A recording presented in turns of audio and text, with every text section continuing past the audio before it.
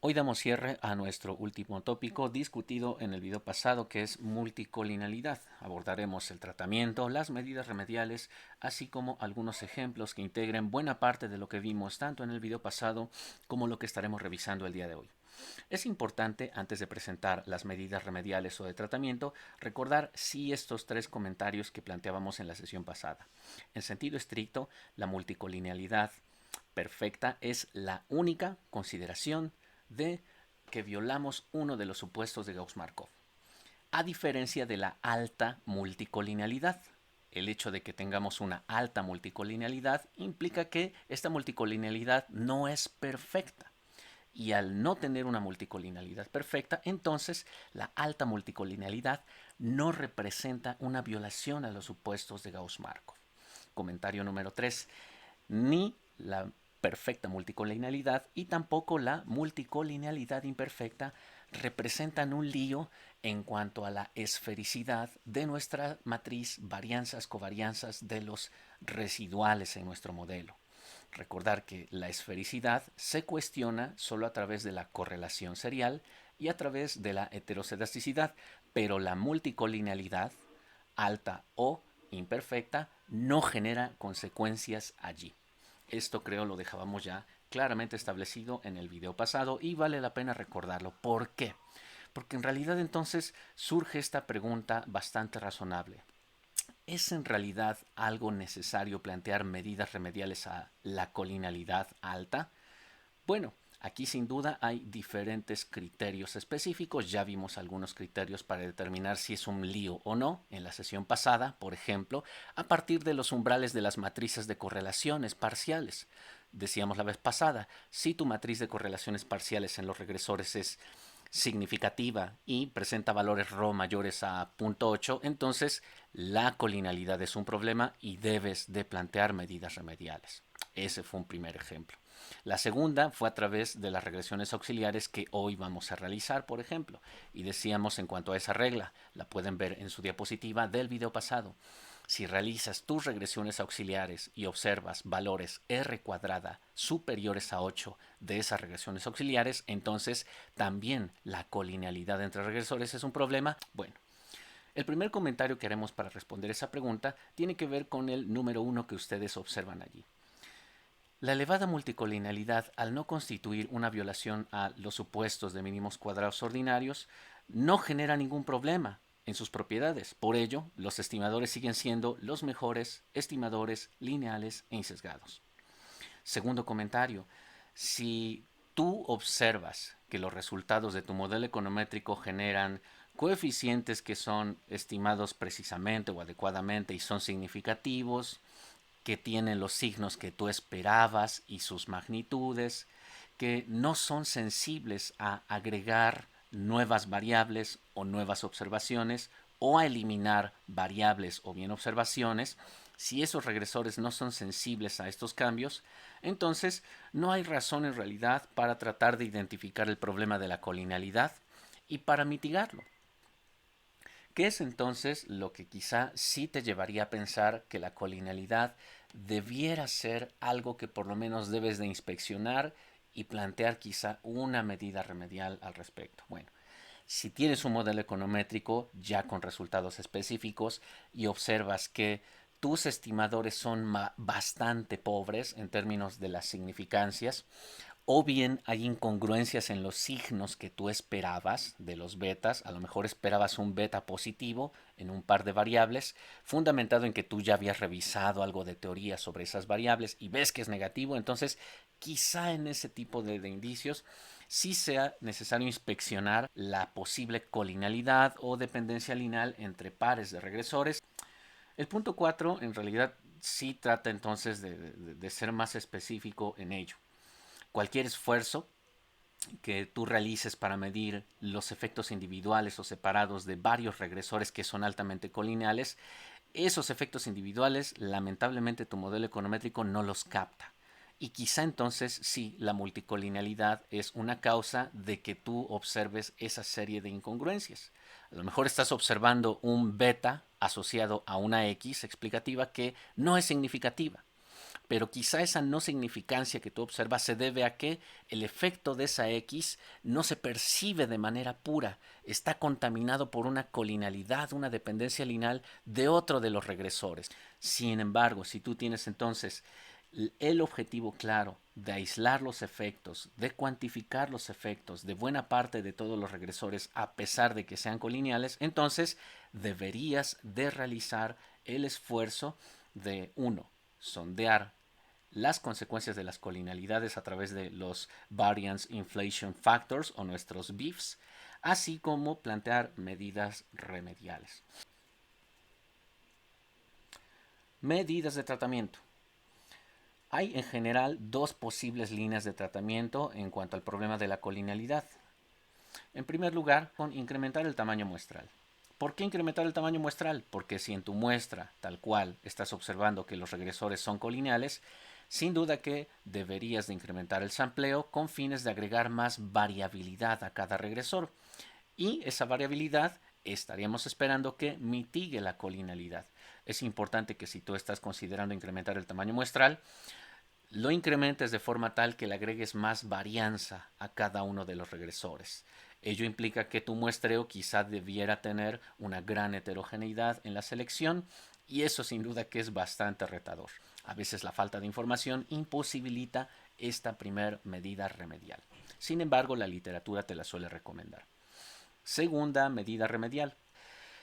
Se sugiere, por ejemplo, en algunas ocasiones que si tú tienes 3 regresores que son altamente colineales, eliminar uno de ellos o eliminar 2 de esos regresores, de forma tal que elimines en ese sentido la colinealidad. No obstante, eso sin duda pudiera originar que tu modelo pierda poder explicativo. La sugerencia número 2, en realidad, por eso yo le pongo esa nota a título personal, no es tan recomendada. Antes quizá de tomar la decisión de depurar variables, inspecciona quizá otras medidas alternativas remediales. Y solo incurre en ellas si es que de plano no tienes de otra para mitigar el problema de la elevada colinalidad.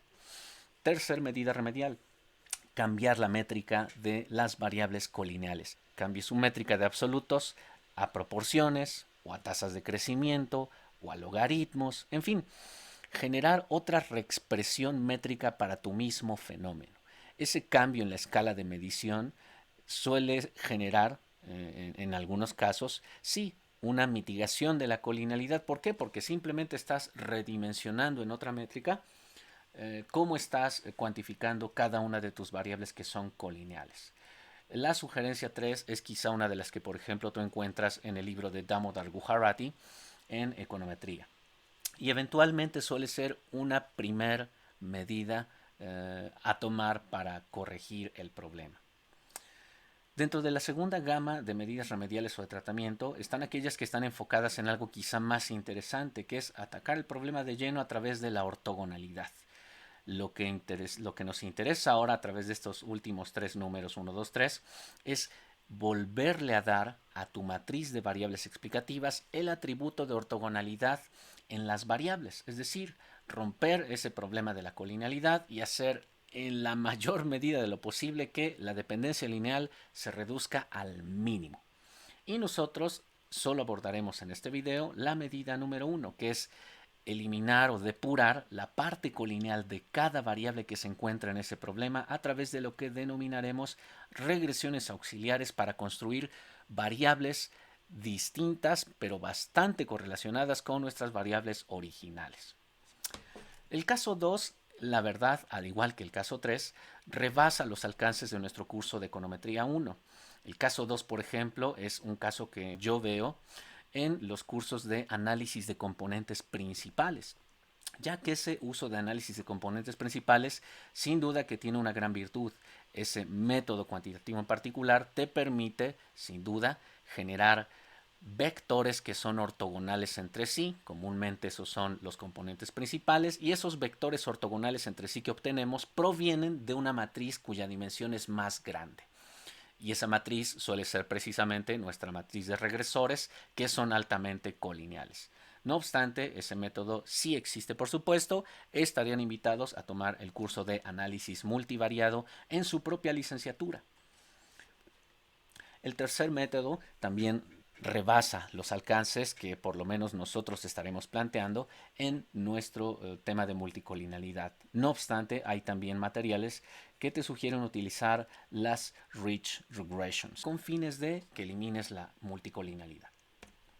Veamos los siguientes ejemplos. Estaremos rescatando tanto el dataset de CARS, DTA. Ese dataset ya está posteado en el blog. Está tanto en este post asociado al video que estamos justo ahora viendo, como en el post previo, en la primera entrega del problema de colinealidad. El segundo dataset será también otro que revisamos en la sesión pasada solo en el video y que ya está posteado tanto en el más reciente post en el blog como en el del video pasado. Es el dataset de Crime 2 DTA. Empecemos con el primero y abran por favor una sesión en Stata. El archivo DO que estamos trabajando el día de hoy ya está posteado también en el blog. Empezamos con este primer dataset, es de Hill Griffith Slim. Línea 7 está simplemente abriendo nuestro dataset. Observar que ya tenemos entonces en Stata nuestra información. La información tiene que ver con las millas por galón de cada uno de los vehículos que están por allí muestreados. Son 392 vehículos y aparecen algunas características de los mismos. El número de cilindros que usa cada uno de los vehículos muestreados, el número de, perdón, el peso en libras de cada uno de estos vehículos. Bueno, el origen de nuestro tema tiene que ver con 3 regresiones de inicio. Estas 3 regresiones que estamos llevando a cabo de las líneas 9 a la 11, observar que tienen como variable dependiente el rendimiento de cada vehículo, medido a través de las millas por galón de gasolina que le metes al motor. Entonces, si observamos cada una de las regresiones, las millas por galón sí son explicadas en cierta medida por el número de cilindros del vehículo. El p-value que observamos en esa primera regresión es significativamente distinto de 0 y el impacto es negativo, lo cual es tremendamente lógico. A mayor cilindrada de un motor, pues el rendimiento en millas por galón es más bajo porque tu motor tremendamente consume gasolina y te rinde menos por cada milla recorrida. Lo mismo ocurre para el caso de las millas por galón y el diámetro me parece que está en centímetros cúbicos del motor. Ustedes pueden ver ahí el describe de la variable. Hay un vínculo negativo entre la variable ENG y las millas por galón y ese vínculo es significativamente distinto de 0 en esa regresión aislada.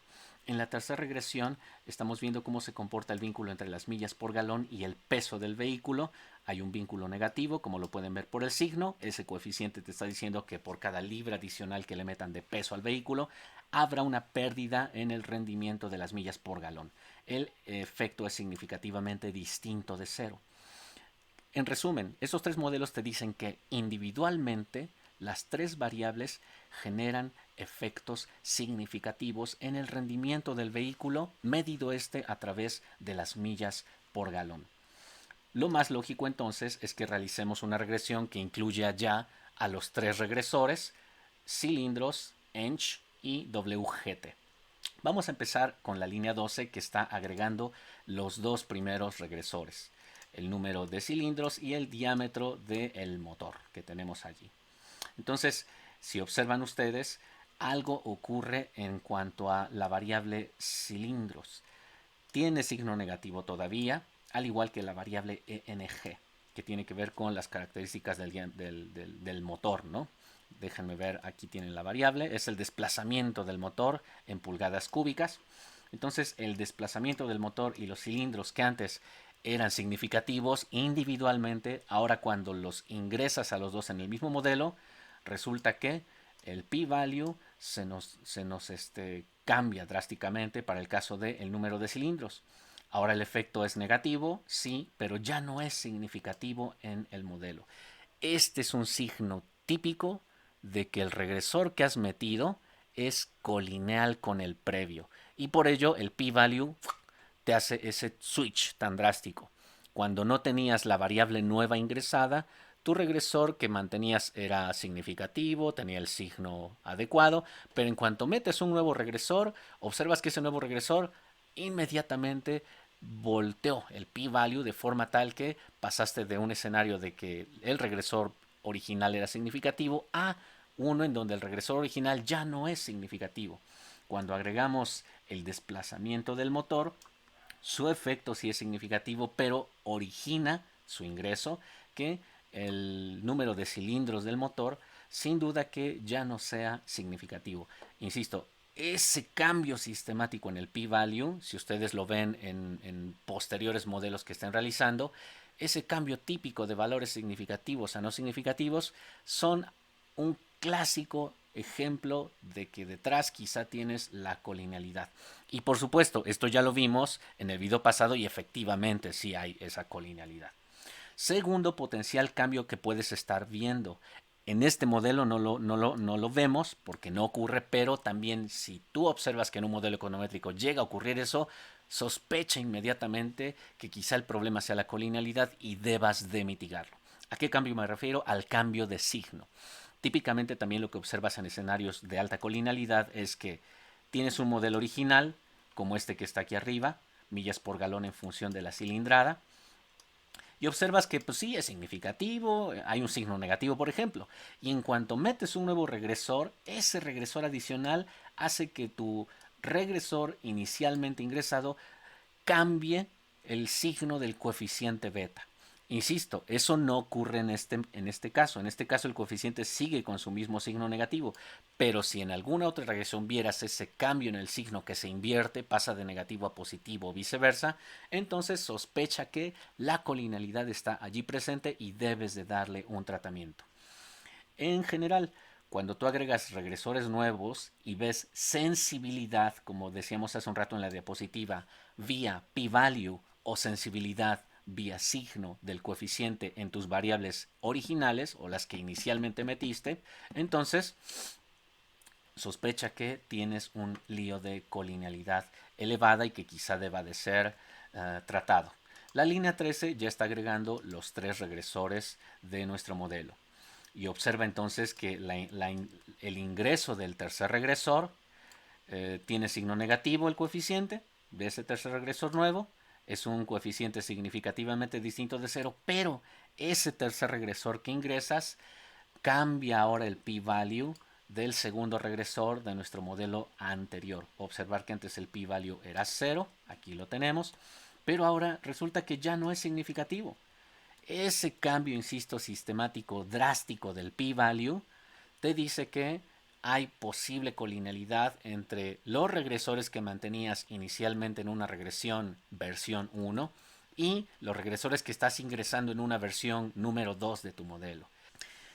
Eso efectivamente es congruente con lo que veíamos la vez pasada, porque en la vez pasada nosotros ya teníamos las matrices de correlaciones, incluso con las marcas de nivel de significancia.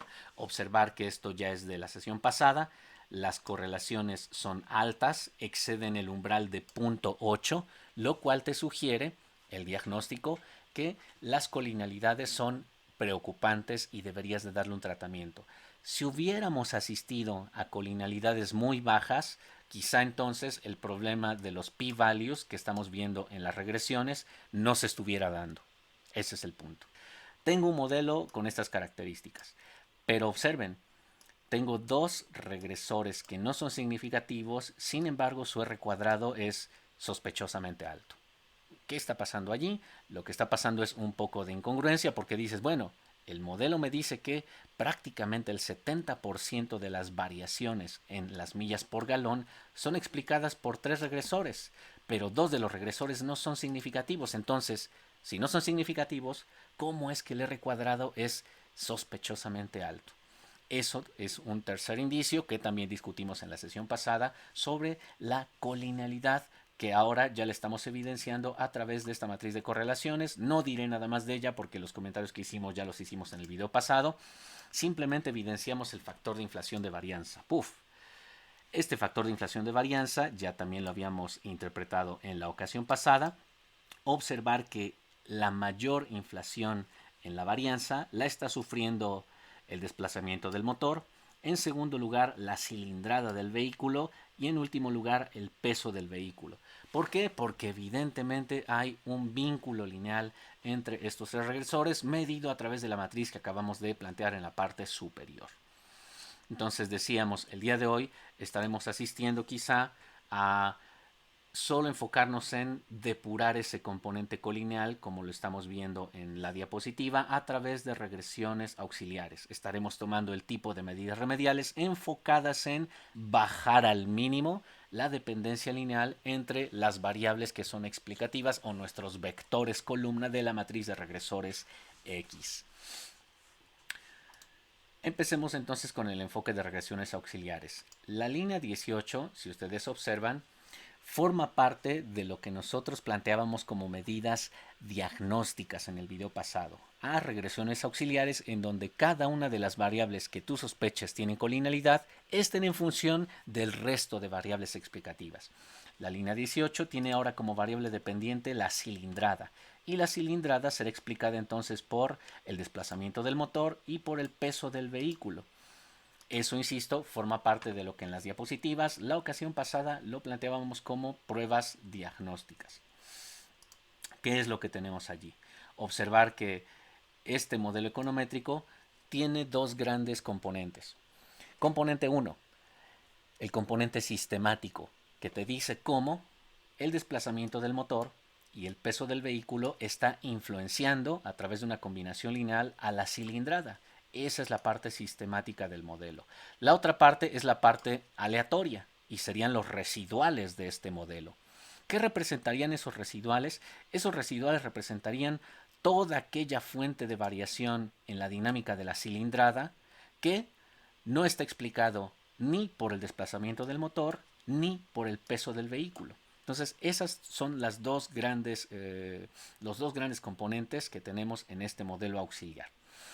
Si observan sus diapositivas del video pasado, recordarán que la medida diagnóstica ahí te decía, realiza esta regresión auxiliar si la bondad de ajuste del modelo auxiliar 1 es mayor a 0.8, entonces la colinalidad es preocupante. Y observar que el R cuadrada, tanto el ajustado como el no ajustado, es tremendamente alto, excede a 0.8, es 0.90%. La interpretación de ese R cuadrada es bastante sencilla y nos dice que efectivamente la colinalidad es un lío. El 90.5% de las variaciones en la cilindrada son explicadas por el desplazamiento del motor y por el peso del vehículo. Ustedes pueden hacer las siguientes regresiones auxiliares. Yo ya no las voy a hacer, pero se las dejaría escritas aquí para que ustedes las agreguen en su do. La regresión auxiliar número 2 va a ser esta que dejamos aquí. Vamos a plantear que la regresión auxiliar 2 es un regress, en donde ahora el desplazamiento del motor es explicado por la cilindrada del vehículo y por el peso del vehículo. Esa es la regresión número 2. De eso tienen que observar el R cuadrado. La regresión número 3. Ahora será la última variable explicativa, el peso del motor, me parece que está en libras, es explicado por la cilindrada y por el desplazamiento del motor. Entonces, el numeral 2 y el numeral 3 son las otras dos regresiones auxiliares de las cuales tendrías que sondear cómo se comporta su bondad de ajuste. Decíamos hace un instante, ese modelo tiene una parte sistemática, que es el componente de la cilindrada, que es explicado por el peso del vehículo y por el desplazamiento del motor. Ese es el componente sistemático. Y los residuales representan el componente aleatorio, el componente puro de variaciones en la cilindrada que no son explicadas ni por el desplazamiento ni por el peso. Vamos a generar esos residuales. Generamos esos residuales y observemos qué es lo que ocurre si hacemos la correlación de esa nueva variable. Observar que a los residuales de ese modelo auxiliar yo les he llamado cilindrada-estrella. ¿Por qué le llamo cilindrada-estrella? Porque esa variable para mí será una métrica particular de la cilindrada que ya no es explicada, ya no se ve influenciada ni por las millas, ni por el peso del vehículo, ni por el desplazamiento del motor. Hemos generado ese dato y ahora vemos el pairwise correlation de esa nueva variable llamada cilindrada-s contra las dos variables explicativas restantes en su métrica original. Estamos destacando con las opciones que nos marque esta tabla las correlaciones significativas del modelo. Los resultados son estos. Y contrastemos las dos matrices de correlaciones. Aquí estamos planteando cómo se comportan los valores ρ de la cilindrada nueva, la nueva métrica de la cilindrada, contra el desplazamiento del motor. Observar que el valor de correlación ya es 0, no tiene una estrella, lo que implica que no es significativamente distinta de 0, y el peso del vehículo ya no está correlacionado con la cilindrada que hemos generado como nueva métrica. Observar que la correlación es ρ, la parte inferior es el p-value, tremendamente alto, lo que implica que la correlación poblacional no es significativa tampoco, no es significativamente distinta de 0. Contrastamos esos dos datos. Ocurre sin duda otra cosa. El desplazamiento del motor aún sigue altamente correlacionado con el peso del vehículo. ¿Por qué sigue altamente correlacionado? Porque no hemos transformado esa variable. ¿Qué ocurría en nuestra matriz inicial? En nuestra matriz inicial sí había una correlación entre cilindrada y desplazamiento y una correlación entre cilindrada y el peso del vehículo. Observar entonces que esta manera de cuantificar la cilindrada a través de los residuales de mi regresión auxiliar ha eliminado el problema de la combinación lineal. Hasta ahora lo que hemos hecho es eliminar la parte colineal de la variable cilindrada con el desplazamiento del motor y el peso del vehículo. Hagamos la regresión con las tres variables explicativas de nueva cuenta y veamos qué es lo que ocurre. Esta es la regresión original con las millas por galón explicadas por la cilindrada, solo que es cilindrada estrella, si quieres ponerle así, el desplazamiento del motor en su métrica original y el peso del vehículo en su métrica original. ¿Qué es lo que ha ocurrido? Le hemos devuelto la significancia estadística a nuestro coeficiente asociado al desplazamiento del motor. No obstante, en la cilindrada aún no logramos corregir ese problema. Entonces, lo que quizá vale la pena todavía considerar como una estrategia es ahora ver qué ocurre con una transformación adicional. Antes de hacerlo, veamos el factor de inflación de varianza de este nuevo motor. Y comparemos entonces los resultados de este modelo versión 2 frente a nuestro modelo inicialmente planteado. Modelo versión 2. Observar el factor de inflación de varianza. Lo hemos mitigado. Ahora el desplazamiento del motor tiene un coeficiente beta cuyo factor de inflación de varianza es 7.72, como era antes de haber planteado esta medida remedial. Antes de haber planteado esta medida remedial, el desplazamiento del motor tenía un factor de inflación de varianza de 15.79. Antes de esa medida, el modelo original te decía que el coeficiente asociado a la cilindrada tenía un factor de inflación de varianza de 10.52. Ya recuerdan la interpretación, la varianza es 10.52 veces más grande, la varianza del coeficiente asociado a la cilindrada, en relación a otro modelo que no tuviera esa correlación entre los regresores. Ese es en el modelo original 10.52. Ahora que hemos redefinido la cilindrada, notar que la cilindrada S ya ha mitigado en su totalidad el factor de inflación de varianza. Para el caso del peso del vehículo, se mitigó a 7.72 cuando en el modelo inicial, que tenía esos tres regresores sin transformación alguna, el peso del vehículo tenía un factor de inflación de varianza de 7.79. Entonces, ese, si observan, se mitigó muy poco, bajó de 7.79 a 7.72. ¿Puede mejorarse este modelo? Es quizá parte de las medidas exploratorias que tú también pudieras estar realizando. El p-value todavía de la cilindrada, si lo observan, sigue siendo no significativo. Es decir, muy probablemente haya todavía un efecto de contaminación en la cilindrada de alguna otra variable que lamentablemente está pegándole a esa métrica. Lo que sigue entonces ahora es hacer una segunda regresión auxiliar, que es una de las que precisamente le sugería en las notas del do que agregué en el video. La línea 25, observar que tiene como variable dependiente el desplazamiento del motor. La variable explicativa es el peso del vehículo y la cilindrada. Esta es nuestra segunda regresión auxiliar. Eso está captando ahora el componente de colinealidad que existe entre el desplazamiento del motor y la variable peso del vehículo y la cilindrada. Su bondad de ajuste, observar que es también tremendamente alta, 0.9367. ¿Eso qué me está indicando? Que las variaciones observadas en la variable desplazamiento del motor son explicadas en un 93.67% por el peso del vehículo y por la cilindrada. Observar que los p-values son significativos. Lo que me está diciendo este segundo modelo auxiliar es que esa correlación también es harto preocupante. Y vamos ahora a aprovechar esa regresión auxiliar para generar una variable que sustituya a el desplazamiento del motor en su métrica original. Será desplazamiento del motor -S. Y esa variable se conforma exclusivamente por los residuales. Recordar, es el conjunto de residuales porque los residuales representan la parte de las variaciones en el desplazamiento del motor que no son explicadas ni por el peso del vehículo ni por la cilindrada. Es decir, esta es la parte no colineal del desplazamiento del motor. Generamos esa variable y vamos a realizar entonces la construcción de esa variable y hacemos nuestra línea 28. Observar que la línea 28, permítanme separarla un poquito, esa línea 29 ahora, esta línea en particular, está contemplando ahora el modelo en donde las millas por galón son la variable dependiente, es mi modelo inicial, solo que ahora dos variables han sido transformadas.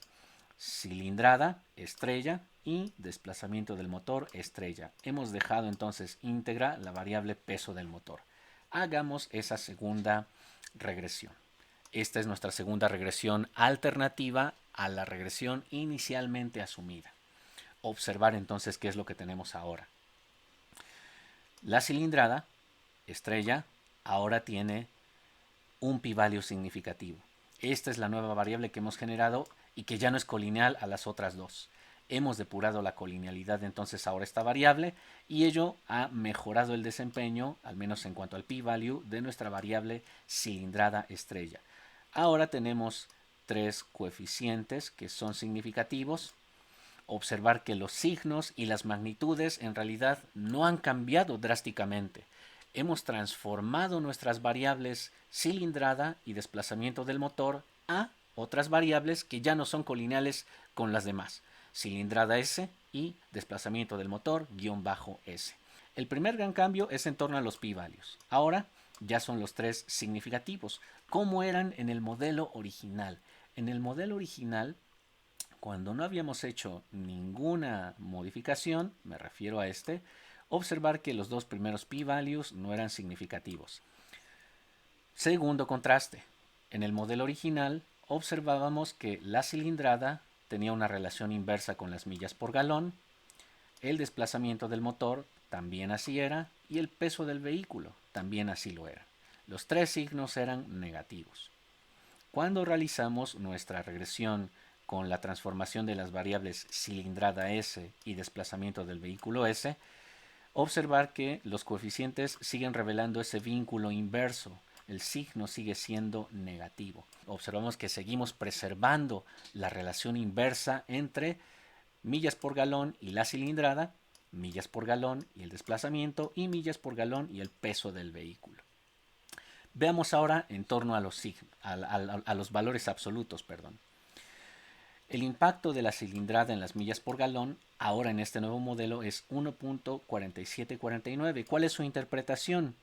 Un cilindro más agregado al vehículo reducirá el rendimiento del mismo en 1.47 las millas por galón. Va a bajar en eso el rendimiento en millas por galón.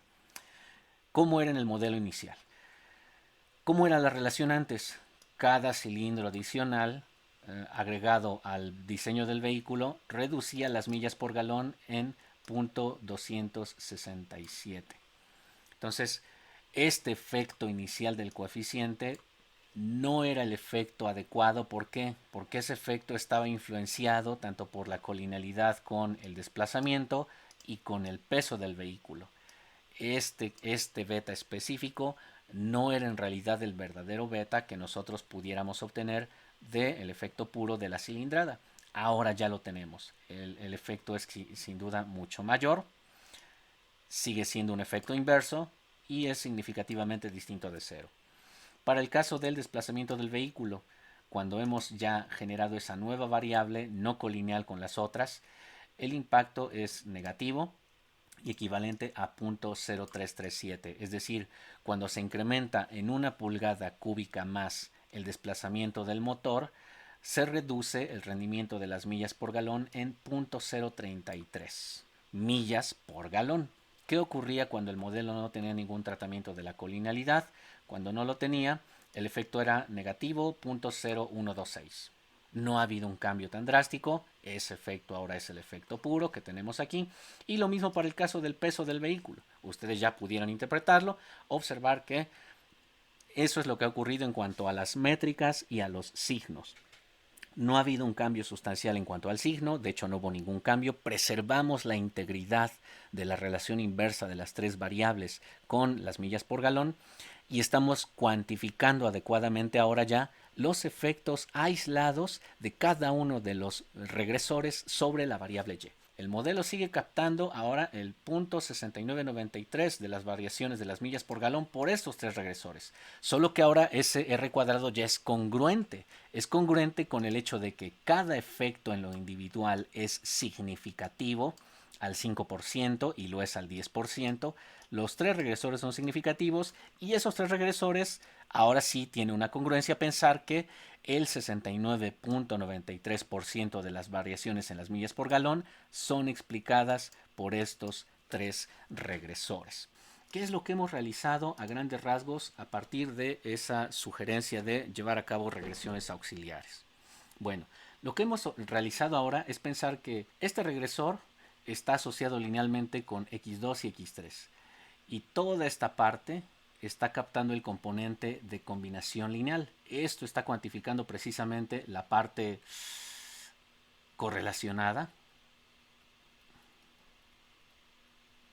con x2 y x3. Si yo observo variaciones en esta combinación lineal, sin duda que habrá variaciones en x. ¿Qué es lo que hice cuando yo tipeé el comando predict residuals? Bueno, estoy asumiendo que este modelo también tiene un componente aleatorio. Este es el componente de variaciones, entre comillas, puras de x1. ¿En qué sentidos es un componente de variaciones puras? Son variaciones puras que excluyen esta influencia de los regresores. Esta parte sería el componente de variaciones de x2, perdón, de x1 explicadas por x2 y x3.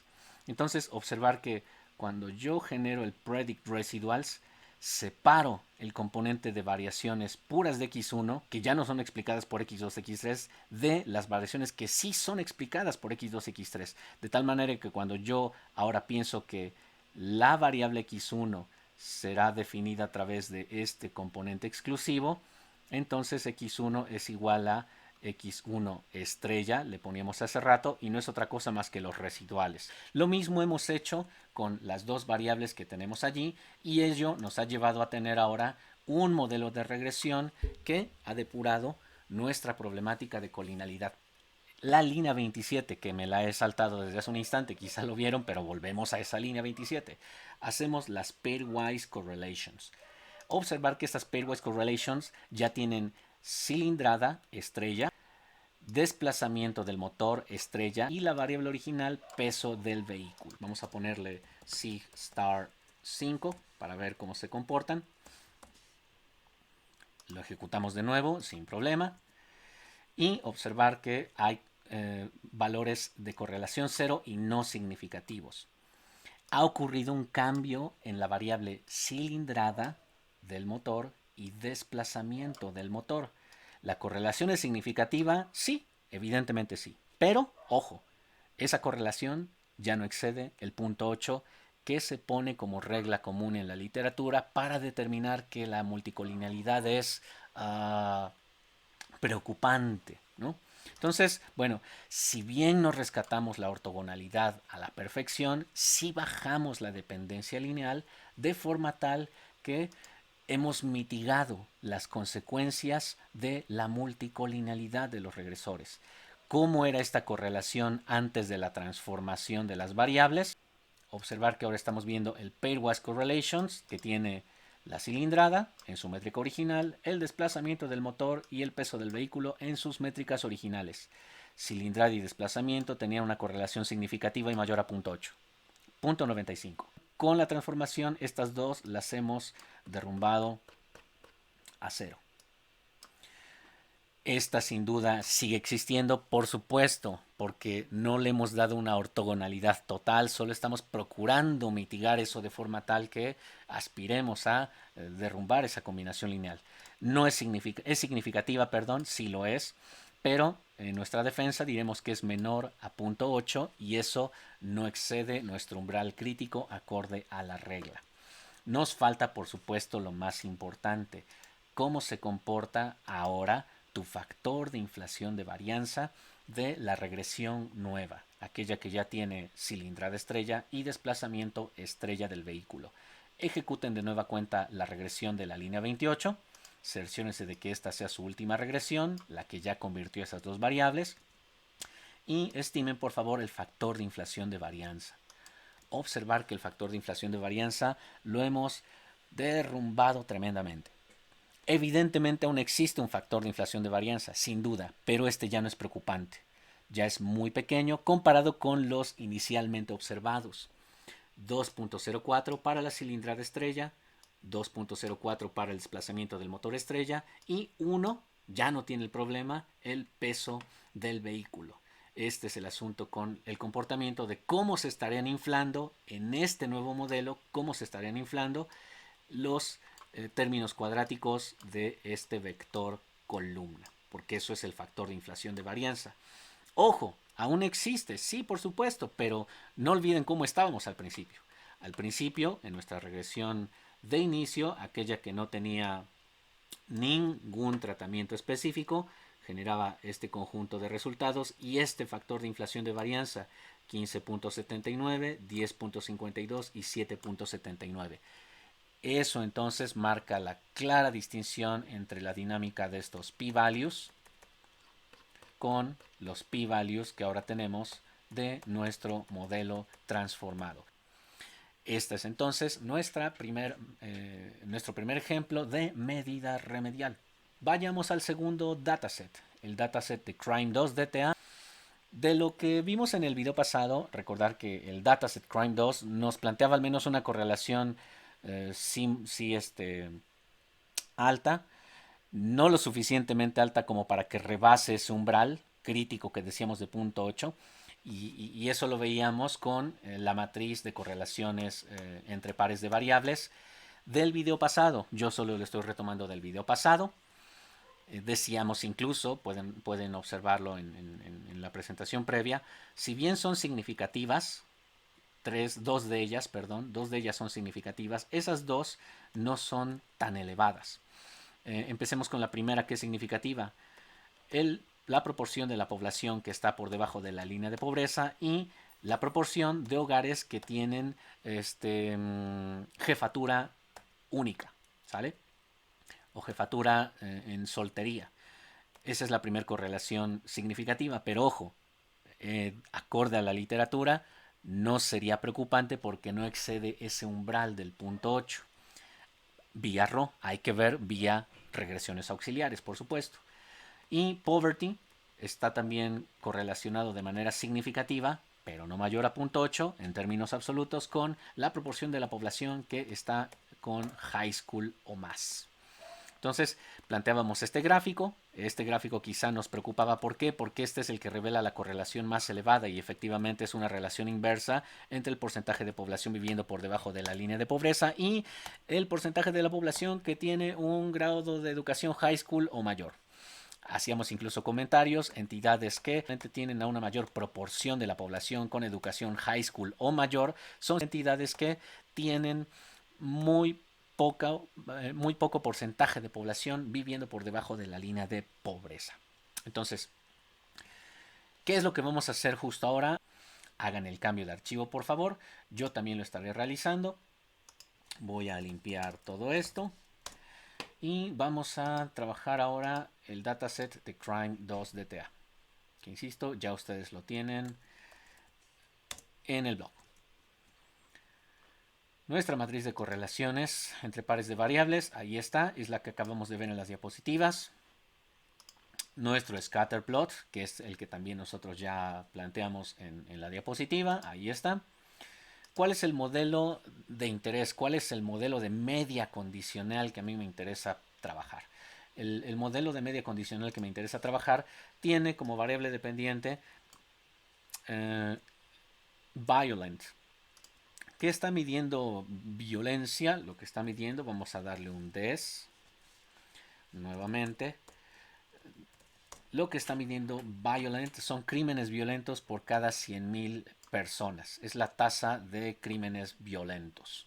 Entonces, la tasa de crímenes violentos está en función de la proporción de la población por debajo de la línea de pobreza, la proporción de hogares con jefatura en estado civil soltero o jefatura única, decíamos la vez pasada, la proporción de la población que tiene educación high school o mayor y metro. Metro para nosotros es el porcentaje de la población que vive en áreas metropolitanas. Ese es el modelo de media condicional que a mí me interesa analizar. Sabemos que hay colinealidades altas, no rebasan el umbral de 0.8, pero veamos las repercusiones. Poverty es significativa, lo es al 5, single es significativa, high school no lo es, metro sí lo es, y vemos cómo se comportan los factores de inflaciones de varianza. El factor de inflación de varianza es, pues sí, existe.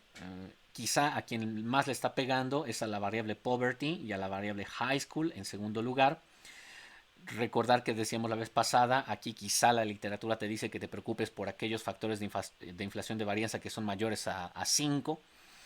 Podríamos pensar en que no habría razón ni por la matriz de correlaciones entre pares de variables ni por el factor de inflación de varianza que efectivamente debiéramos de plantear alguna medida remedial. Entonces, bueno, no hay quizá tantos indicios para sondear cambios, pero vamos a explorar esa posibilidad. ¿Con qué intención? Ojo, con la intención de que quizá mi matriz de correlaciones me dice, oye, hay una elevada correlación entre high school y poverty. Ojo, es la correlación de hecho más alta. ¿A quién le está pegando más? Parece que a poverty no le está pegando porque poverty tiene un p-value significativo, aunque posiblemente sí tenga un impacto, porque este coeficiente 22.96 que mide la influencia de poverty en violent no está cuantificando los efectos puros de poverty. ¿Por qué? Porque claramente hay una correlación con lo que ocurre en high school. Y high school también presenta un coeficiente 4.63 que no es quizá el mejor de todos porque ese coeficiente está cuantificando el impacto de high school en violent, pero no es el impacto puro, dado que high school está altamente correlacionado con poverty. Entonces, pareciera que esa colinealidad le está afectando muy poco a poverty, sobre todo lo vemos por el p-value, y quizás sí le esté pegando más a high school por el tema de que es la variable que no es la que es menos significativa, ¿no? Si quieres plantearlo en esos términos, tiene el p-value más alto. Entonces, de forma concreta nos enfocaremos en esas dos. Vamos a hacer la regresión auxiliar entre poverty y high school. Poverty para mí será la variable dependiente, high school será la variable explicativa. Entonces, esa es nuestra regresión auxiliar. Observar que el R cuadrado no excede a 0.8.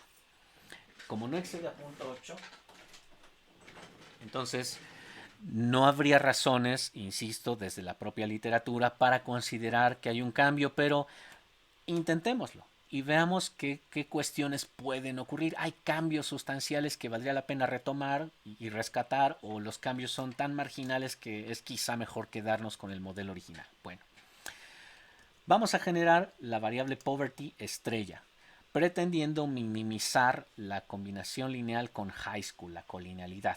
Observar que por eso estamos estimando predict poverty-s residuals, y vamos a etiquetar esa variable como poverty S, poverty estrella. Ahora vamos a generar la regresión original, nuestra vieja regresión de media condicional con las tres variables, solo que poverty ya ha sido reemplazada. Realizamos esa regresión. Notar que en cuanto al R cuadrado, este nuevo modelo que ha reemplazado poverty por poverty S es 0.8412, el 84.12% de las variaciones que uno puede estar observando en la tasa de crímenes violentos por cada 100.000 habitantes. Ese 84.2 es explicado por los regresores. Pobreza, ojo, ya es estrella. Single, las jefaturas en soltería. High school, ya sabemos qué mide. Y metro también. ¿Cómo se comportaba ese recuadrado previo a todo este conjunto o esta transformación particular? Bueno, previo a la transformación particular se explicaba también lo mismo, el 84.12%. No hemos alterado la integridad del modelo en términos generales, como tampoco alteramos la integridad del modelo en el caso previo. Veamos en cuanto a los signos. Poverty single son positivos, metros son positivos en este modelo ya con la variable previa. Poverty y single son positivos, metro es positivo. Y aquí surge el tema de la sensibilidad, que efectivamente evidencia que la colinealidad estaba pegándole a high school. Antes de modificar ese componente colineal, que efectivamente era bajo, observar que high school tenía un coeficiente positivo e igual a 4.63.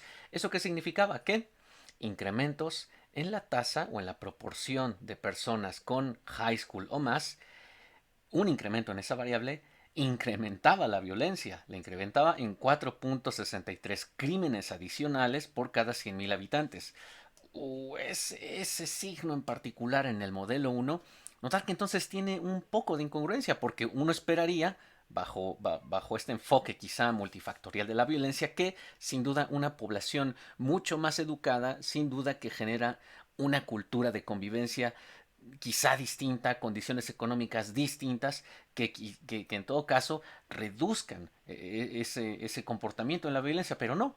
Aquí lo que observamos es que incrementos en esta variable causan en esta métrica 4.63 incrementos en el número de crímenes por cada 100.000 habitantes. Ese signo positivo, ahora que generamos nuestro modelo con la variable transformada poverty S, quizá ya tiene una métrica y un signo mucho más congruente. ¿Por qué? Porque ahora high school influye en sentido inverso en la tasa de crímenes violentos por cada 100.000 habitantes. Es decir, cuando se incrementa la proporción de población que tiene high school o más, generaría una caída en los crímenes por cada 100.000 habitantes que son cometidos. ¿En cuánto los va a reducir? En 9.36 crímenes por cada 100.000 habitantes. Esa es una relación sin duda que desde la parte teórica en torno a aspectos de violencia es mucho más congruente que el signo positivo que teníamos hace un rato. Y ese es precisamente el tema de la sensibilidad que nosotros observamos causa la presencia de colinealidad. Solo que por supuesto en el modelo inicial bueno, buena parte de la literatura te diría no tienes por qué corregir. Hay sin duda factores de inflación, no son muy grandes, hay sin duda correlaciones significativas, no exceden al 0.8, pero nosotros nos estamos dando esa oportunidad de generar ese cambio en cuanto a la variable y sondear entonces que estamos ahora sí construyendo un vínculo congruente entre lo que ocurre con la proporción de población con educación superior y más y lo que ocurre con, perdón, los crímenes violentos por cada 100.000 habitantes. Ese vínculo es inverso, ya es mucho más congruente. Y por supuesto, estamos viendo también ahora la sensibilidad en el p-value. En cuanto a la prueba de hipótesis, es un p-value de 0.059. Es significativo este coeficiente a un nivel alfa del 10%. A pesar de que todas las evidencias del diagnóstico nos decían no hay razones críticas para hacerlo, no hay razones críticas para hacerlo, nosotros podríamos mejorar esa sensibilidad en cuanto al signo y en cuanto a la significancia del coeficiente beta estimado y asociado a la variable high school. Último aspecto que nos resta, y ya con esto cerramos la sesión del día de hoy. El último aspecto que nos queda es precisamente plantear lo que ocurre en torno a el factor de inflación de varianza. Hagamos ese factor de inflación de varianza, veamos cómo se comporta. Ahora el factor de inflación de varianza para single es 1.92, para poverty estrella 1.72, para metro 1.20, para high school 1.09. ¿Cómo estaban esos valores antes de apostarle a esta adecuación vía regresiones auxiliares? 3.84 en poverty, ha mejorado sin duda. 2.65 en high school, sin duda que también bajó a 1.09. El de single, sí, efectivamente el de single se queda. El de metro se queda igual. Hemos mejorado sustancialmente el de single y el de high school. Entonces, la sugerencia número 2 de este modelo quizá es mucho más seleccionadora que el modelo número 1. En muchas ocasiones quizá la colinealidad no llegue a rebasar los umbrales establecidos comúnmente por la literatura. Pero si por alguna razón tú te ves en la necesidad de rescatar la congruencia de algunos coeficientes, de rescatar la interpretación adecuada de algunos coeficientes, en nuestro caso yo quise rescatar ese signo positivo y ver si la colinealidad originaba ese signo positivo en ese coeficiente, así como el p-value. Bueno, decíamos en la primera parte, tú debes de hacerlo. Obviamente, este escenario quizá fronterizo entre hacer y no hacer medidas remediales es muy poco probable a medida que tus correlaciones entre pares de variables sea cada vez más baja, más baja, más baja, más baja. Aquí nos hemos atrevido, por supuesto, porque la correlación, si bien era menor a 0.8, sí era relativamente cercano a 8. Ese escenario, insisto, este escenario fronterizo de decir, bueno, a pesar de las evidencias voy a apostarle a hacer la transformación, es menos probable cuando tus correlaciones estén a lo mejor entre 0.5, entre 0.4, en términos absolutos quiero decir, entre 0.3. En fin, así es entonces como nosotros diseñamos una medida de tratamiento o medida remedial para el tema de las multicolinealidades elevadas. Están invitados ustedes entonces a replicar estos ejemplos y posteriormente, si se ven llamados a trabajar este conjunto de estrategias, pues adelante, ya tiene una serie de medidas. Recordar que hay otras estrategias mucho más hermosas, mucho más profesionales, como es el caso de llevar a cabo análisis de componentes principales, pero ello sin duda rebasa los temas que estamos revisando en nuestro curso de Econometría 1. Por ahora entonces cerramos nuestra sesión y nos vemos en la siguiente.